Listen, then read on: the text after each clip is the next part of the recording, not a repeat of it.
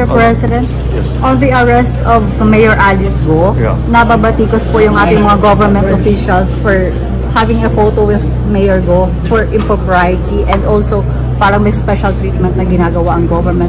What's your take on this? Well, I think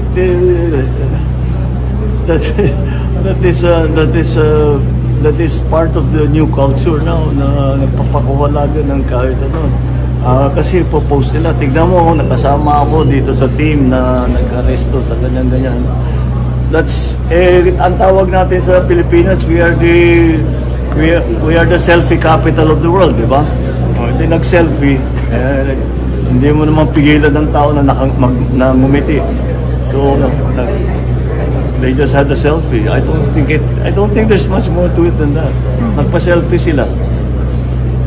But sir, now that Alice Go is in custody, what do you want to hear from her? Or what do you expect from her, sir?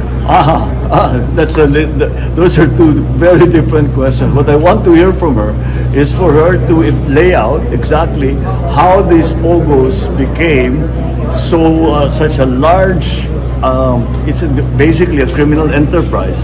And as mayor, for her to say she did not know this was going on, it's very difficult to believe. Because as a former local government executive,